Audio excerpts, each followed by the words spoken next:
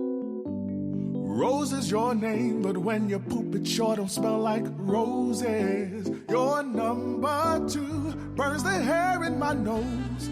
But we fought hand in paw, now your poop don't stink at all. Now that the air is clear, I'll treasure your front and rear, my sweet Rose. Instantly neutralize poop stink with Poop Fighter from World's Best Cat Litter for the world's best cat. The National Broadcasting Company presents The Adventures of Sam Spade, Detective.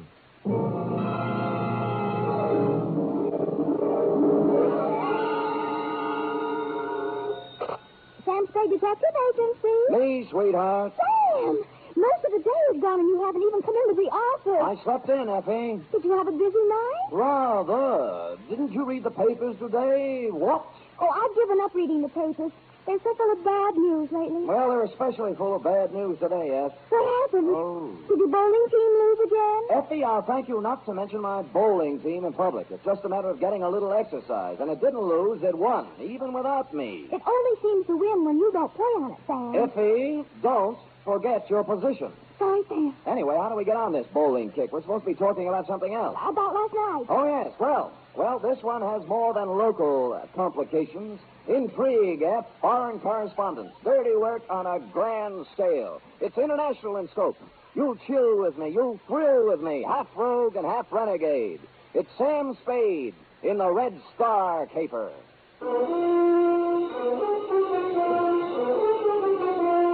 For NBC, William Spear, radio's outstanding producer-director of mystery and crime drama, brings you the greatest private detective of them all in The Adventures of Sam Spade.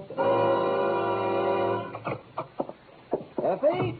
Yes, Sam. Yeah, I'm here. It's about time. Well, I'm here. It's about time. Effie, you sound more like a shrew every day. Thank you, Sam. I'm just being practical, you know. How can we make money if you don't show up? Well, I had to turn away 3 clients today. Well, that's right. I'm thinking of quitting private detecting anyway. You are? Really? What would you do? Well, I know a reporter job that's open. Now, how would that sound? Scoop Spade. My beat is the universe. Oh, that sounds terrible, Sam. You make a silly reporter. You can't even type. Sometimes, Effie, you hit the nail right on the point, where it hurts. Now, let's get down to business. Well, I hope I didn't offend you, Sam. Well, watch it. Date January 12th, 1951. To Lieutenant I.C. Kelsey, Homicide Detail, San Francisco Police. From Samuel Spade, license number 137596. Subject, the Red Star caper. Dear Kelsey, it had been some time since I had attended a lecture. In fact, the last one I can remember is when Margaret Sanger passed through town.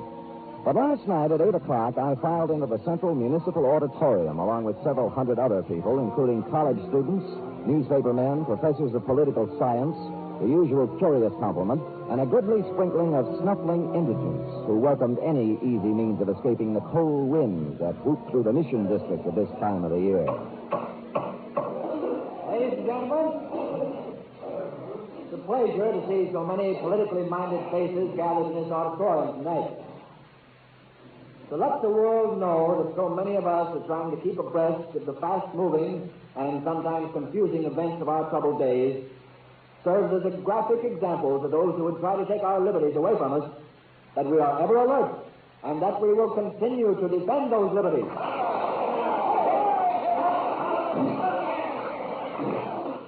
Only by taking every opportunity to display our willingness to understand and act on the problems that face us can we serve notice to the world that we are ever ready to pick up the gauntlet of international challenge whenever or wherever it may be thrown down. The subject for tonight is, are we helping our enemies? And our speaker scarcely needs introduction, but just in case there are a few hermits in our audience who have never owned a radio set and have seen a newspaper in the past 10 years, well, just in case there are, let me introduce a man who really needs no introduction, the most distinguished foreign correspondent, Cyrus Manning. Thank you, Mr. Chairman. And good evening, ladies and gentlemen. Are we helping our enemies? That is the question.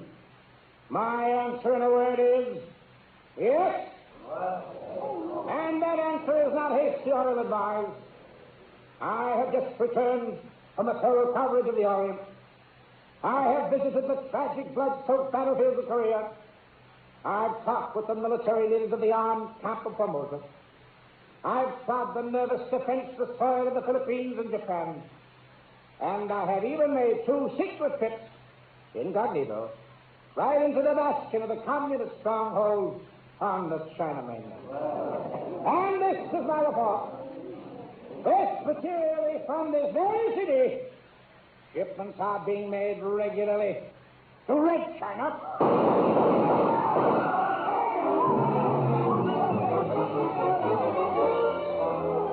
I was sitting halfway up the hall when the lights went out. I cut for a side aisle and raced for the stage. Someone was running for a back exit, and I followed. I was too late. The car had roared out of a back alley and was gone.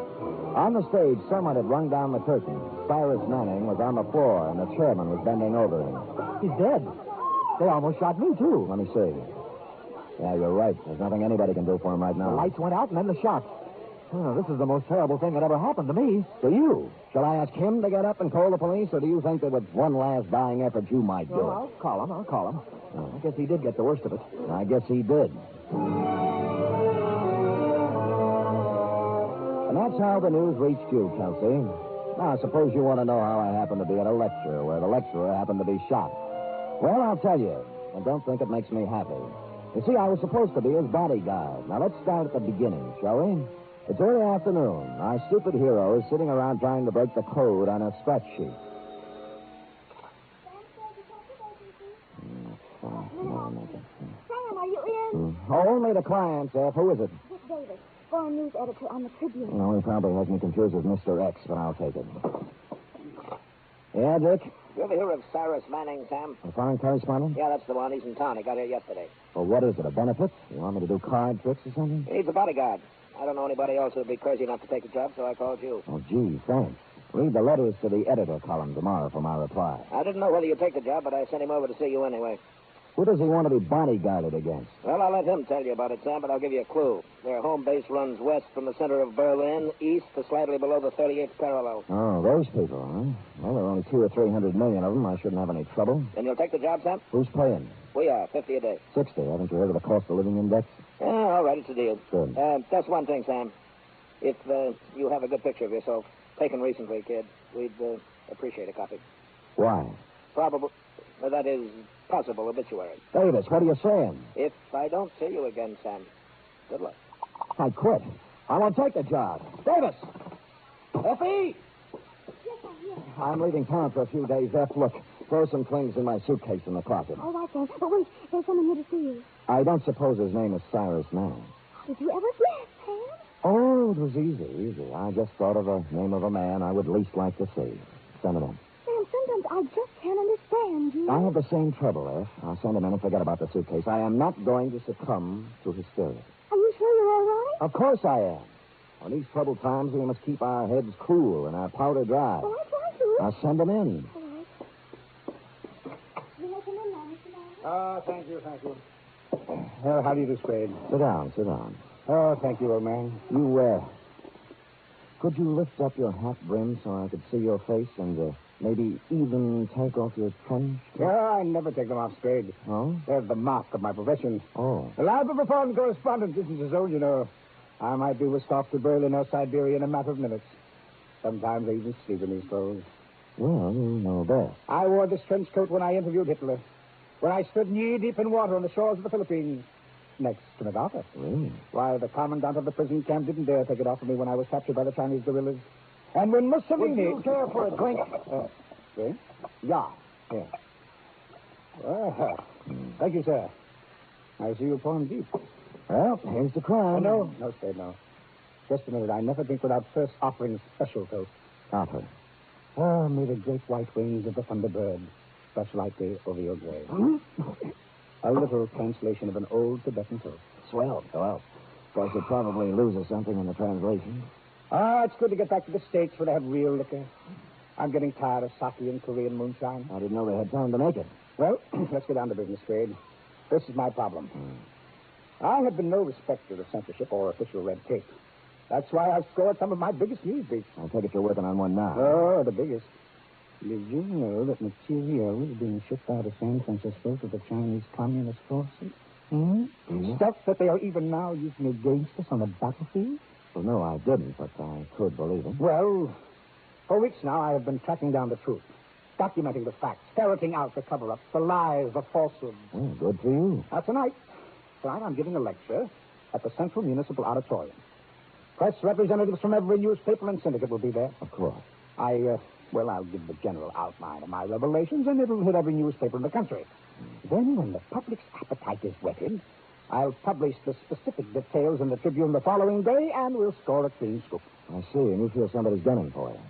I know they are. Anybody specific? I'm not at liberty to name names just now.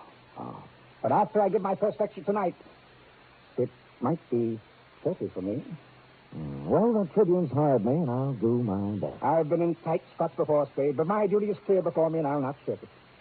I won't need you before the lecture, but immediately after, your services will be appreciated. Well, why don't I stick with the starting right now? Now, after the lecture will be 2 minutes. You know best? They think I'm afraid to talk, but I guess I'm going to give them a surprise, huh? Yeah? One that they can read in their morning newspapers, huh, Spade? Yeah? Yeah?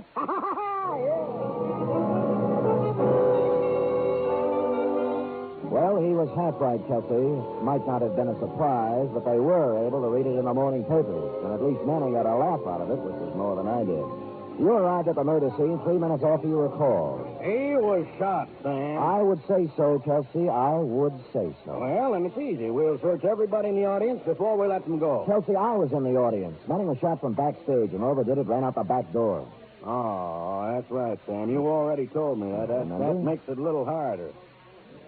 Now, look, Kelsey, the doorman is sitting right over there. See, the killer knocked him down coming into the stage. Now, why don't you question him? You're not kidding me, Sam. Kelsey, so help me, it's straight. All right, let's question him. You the doorman? Yeah. They hit me right in the jaw. Just like that. Oh, no, you guys! Kelsey, for heaven's sake, get up. Getting a police officer. I'll have you arrested. I'm sorry, officer. I'm terribly sorry it was an accident. I was just showing you how he hit me. Oh, all right. But when you come to the shooting part, you be careful. Well, the door opened and a big man barked through, see? And before I could open my mouth, he hit me.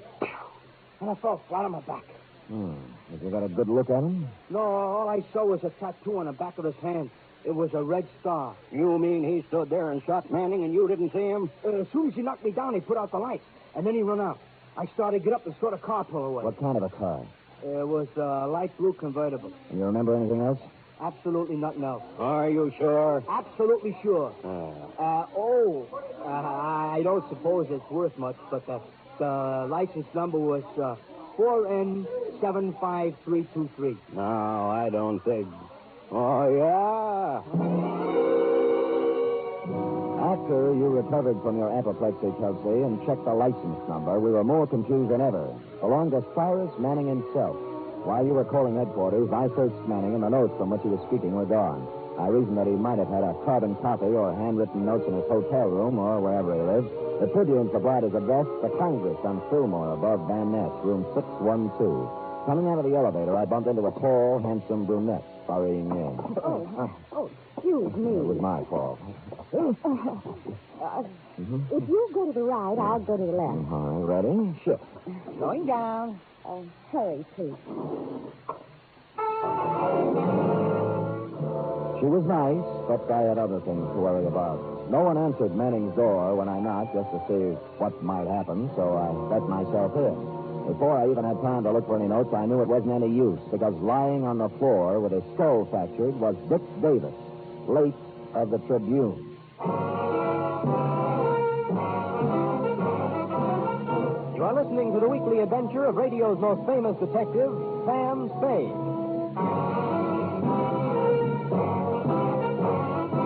This is the story of the one. As a maintenance supervisor at a manufacturing facility, he knows keeping the line up and running is a top priority. That's why he chooses Grainger.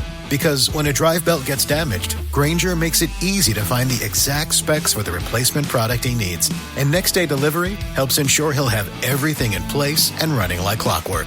Call 1-800-GRAINGER, click Grainger.com, or just stop by. Grainger, for the ones who get it done.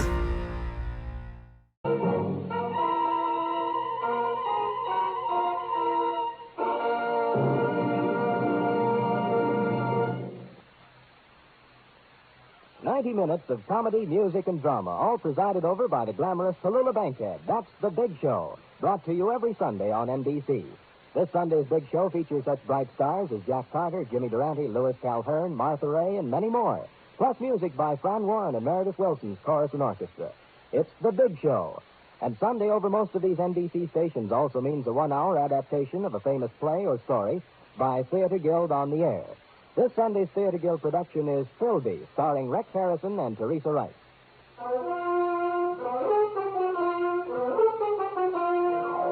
And now back to the Red Star caper, tonight's adventure with Sam Spade.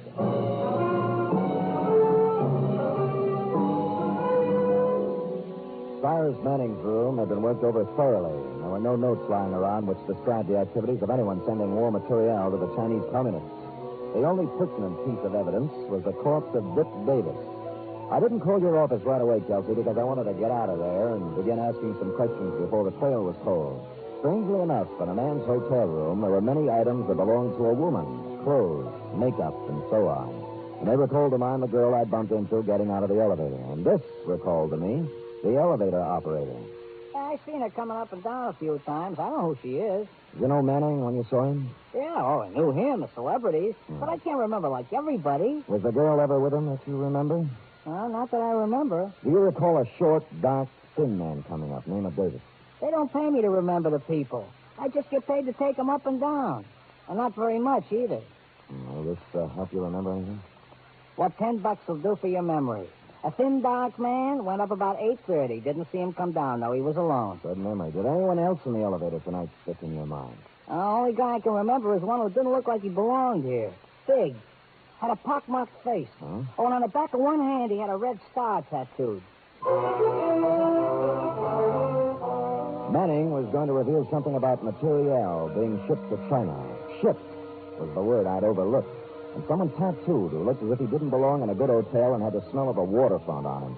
So I slashed myself with cologne and went looking for the man who knows most about the strange smells of a waterfront. In fact, he's one of them.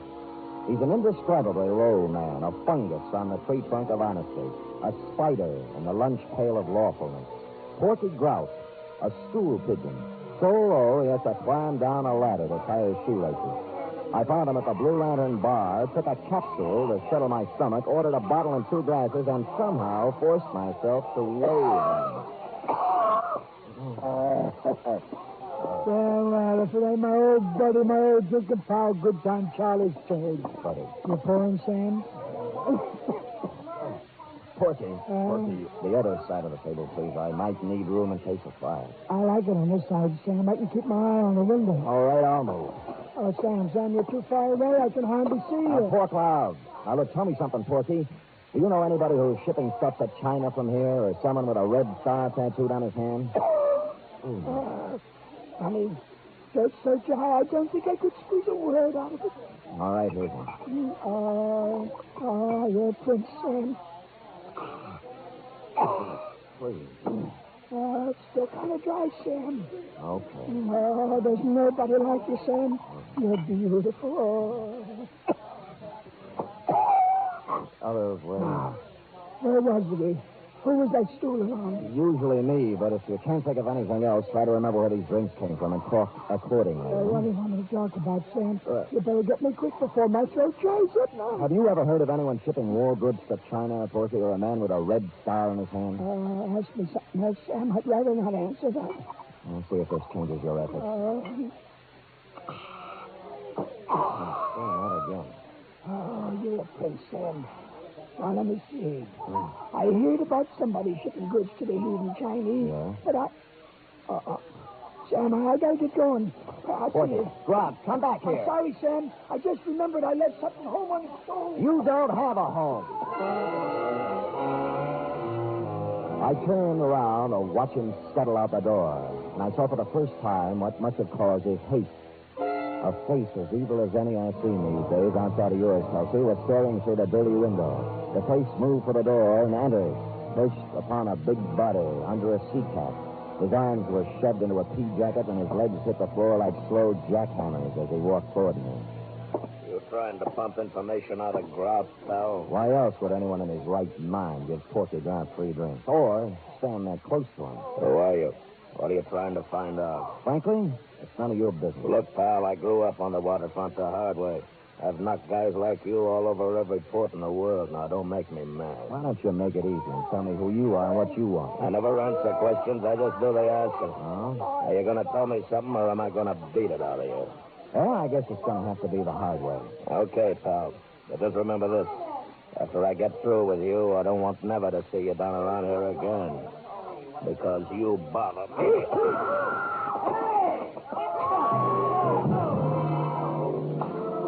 Now we come to the embarrassing part of my report, Kelsey. I did everything I usually do, but this time it didn't work. And now I know how those other puppies I batted around for the past few years feel. But all was not lost. It was a crashing right hand coming in from the side that did the damage. And it hit me right under my good eye. And on the back of that hand was tattooed a big red star.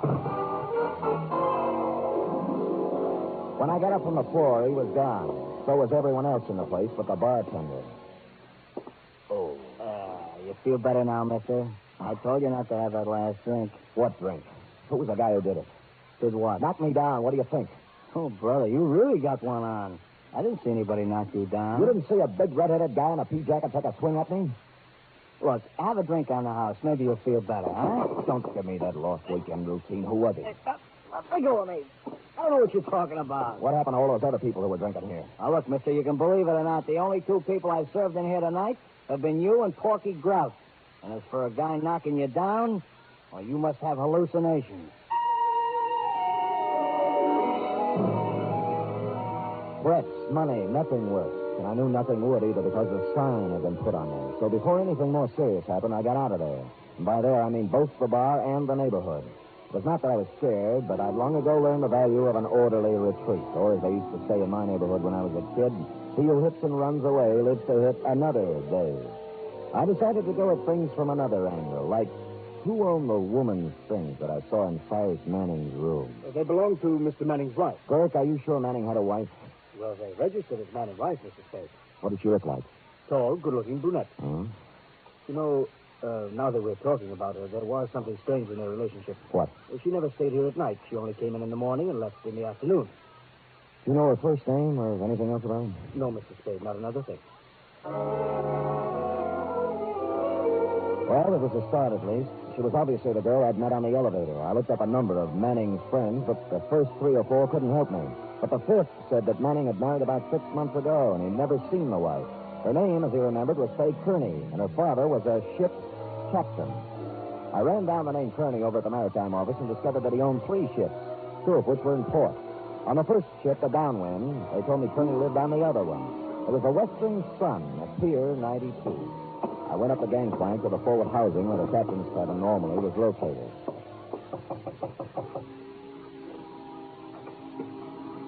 Yes? Faye Kearney, Yes, who are you? remember me from the Congress Hotel? Elevator, 6th floor? I'm not sure. Well, perhaps I should have told you Mrs. Cyrus Manning. Why didn't you come in? Who? Sam Spade. I was hired as a bodyguard for your husband, but I got there too late. Yes. Everybody did.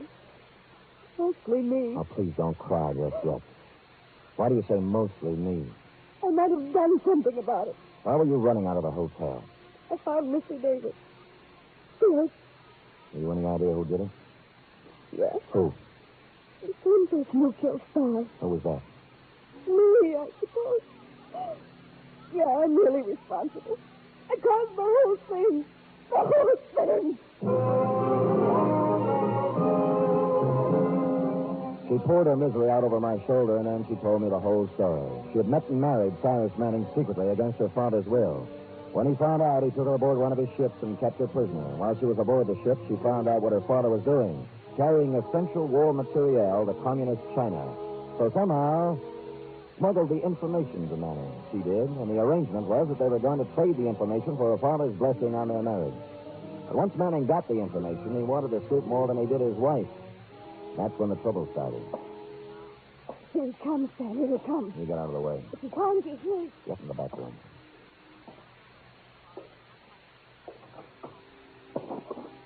What are you doing here? Just came to pay you a visit. You should have learned your lesson the first time.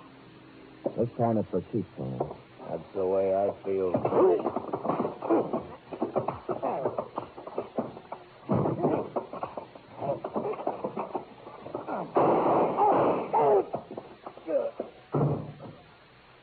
I couldn't let him kill again. I just couldn't.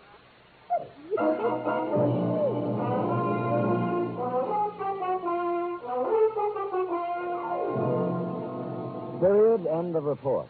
Did he die, Sam? It was a matter of seconds, Beth. Oh, Sam. All that poor girl wanted was love. And look what happened to her. The father. Yeah. You were the only witness, Sam. Do you think you might try to push the evidence to self-defense? I'm tempted, Effie. I'll say that much. Now, go type that up. Oh, Sam, I will.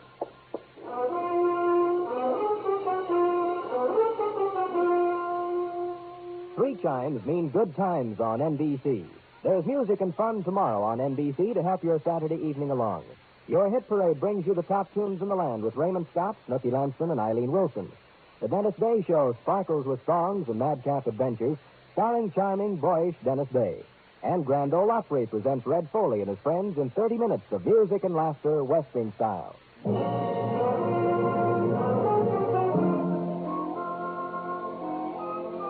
Here it is, Sam. Believe me, I didn't enjoy typing it at all. I didn't expect that you would, F. As a matter of fact, it surprised me that you enjoy any of them. Oh, I never liked the killing part, Sam. But sometimes you are the funniest people for clients, and when I write down the things they say, I can't help but laugh. Well, if it makes you happy, I'll try to get more comedians for clients. In the meantime, you'll have to suffer along on whatever dregs of humanity the winds of fate blow into my office. Sam! That was absolutely poetic. The winds of fate. Oh, it's nothing. I expect to appear in the next edition of Bartlett's Familiar Quotations. Now, would you like to hear one of my longer attempts at poetic phrasing? Oh, yes, Sam, I'd love to hear it. Oh, good. This is called cigar. A cigar isn't far from a large cigarette in the raw material it employs, but the smoke is no joke, if you haven't learned yet, for it weeds out the men from the boys. Oh, Sam, that's wonderful. Yes, You ought to be able to sell that to someone. Effie, I can't even sell me. Give me another one, Sam. All right. There was a young girl with a heart as big as the wheels on a cart. At the end of the day, she always would say... Good night, Sam. No. Good night, sweetheart. Oh, Sam, you're wonderful.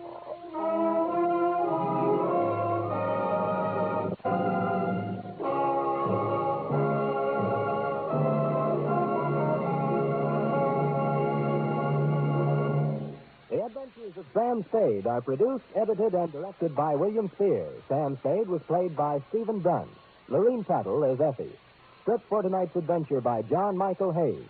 Musical scoring by Lud Gluskin, conducted by Robert Armbruster.